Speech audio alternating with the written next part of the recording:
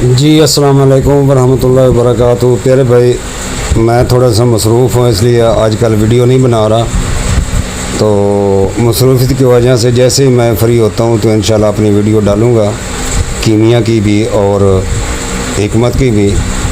तो आप दोस्तों के लिए मैं कहीं से भी अच्छी वीडियो मुझे मिलती है तो आप दोस्तों के लिए मैं पेश कर देता हूँ।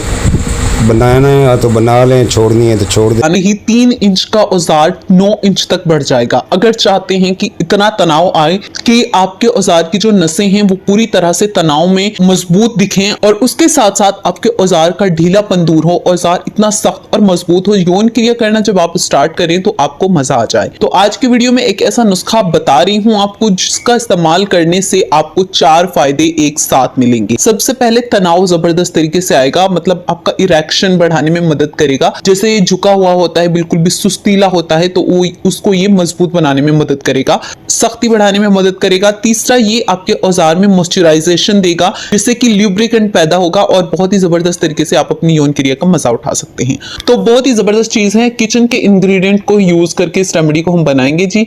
तो सबसे पहली चीज है अनियन। अनियन के अंदर सल्फर होने के साथ साथ काफी जबरदस्त मात्रा में औजार में सख्ती पाने वाली प्रॉपर्टीज होती हैं। इसका इस्तेमाल करने से औजार में ब्लड सर्कुलेशन बहुत अच्छे से होता है और इरेक्टाइल डिसफंक्शन की प्रॉब्लम दूर हो जाती है।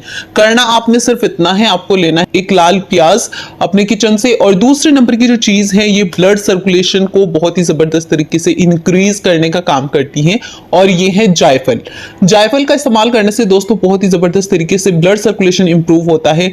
ढीली झुकी हुई नसें जो हैं वो मजबूती और सख्ती पा लेती हैं। तो यहां पर आपको जायफल का इस्तेमाल करना है। किस तरीके से इस्तेमाल करेंगे वो भी बताऊंगी। अब जो तीसरे नंबर की चीज है ये है कलौंजी। कलौंजी का इस्तेमाल करने से औजार में कड़ापन आता है। इसकी जो प्रॉपर्टीज है वो औजार में सख्ती भी पैदा करती हैं। तो जी आपको यहां पर लास्ट में चाहिए सरसों का तेल। इस्तेमाल करने का तरीका मैं आपको बता देती हूं। सबसे पहले आपको लेना है जायफल। सबसे पहले एक जायफल ले लो और इसको ग्रेटर की मदद से कद्दूकश करके इसको इस तरीके से घिस करके आधा जायफल आपको ले लेना है। आधा जायफल आपने ले लिया। अब यहां पर आपको चाहिए कच्ची हल्दी। आपको कच्ची हल्दी का भी इस्तेमाल करना है। एंटीऑक्सीडेंट्स प्रॉपर्टीज होती हैं इसके अंदर और anti inflammatory properties, antibacterial properties होती हैं। इसको भी आपने अच्छी तरह से कद्दूकश कर लेना है और घिसने के बाद में ये दोनों चीज इस तरह से दिखेंगी।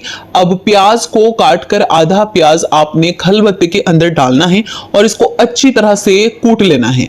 कूटने के बाद में जी सबसे पहले तो आप एक पैन के अंदर डाल दो कलौंजी और साथ ही में डाल दो ये हल्दी पाउडर, जायफल पाउडर। तीनों चीजों को हल्का सा भून लो। उसके बाद में आप इसके अंदर सरसों का तेल डाल के इसको अच्छी तरह से पका लो। साथ ही में जो प्याज है वो भी आप इसके अंदर डाल दो और अच्छी तरह से इसको पका लो। उसके बाद किसी बारीक कपड़े से आप इसको छान करके निकाल लो और इन सारी चीजों को तब तक पकाओ जब तक ये सारी चीजें जल ना जाएं अच्छी तरीके से, और हल्की आंच पर पकाना है। तो अच्छे से तेल बन करके तैयार हो जाएगा। इस्तेमाल करने का तरीका आपको बता देती हूँ। इसको कुछ इस तरीके से औजार पर डालना है और 4 से 5 बूंद, जिससे कि अच्छे से मॉइस्चराइजिंग इफेक्ट भी आ जाए और आपके औजार में सख्ती पैदा हो। 15 से 20 मिनट पहले ही आपने इसको लगाकर मसाज करनी है। बहुत ही जबरदस्त फायदा देखने को मिलेगा। आप इसको ट्राई करो। वीडियो पसंद आएगी तो लाइक, शेयर और सब्सक्राइब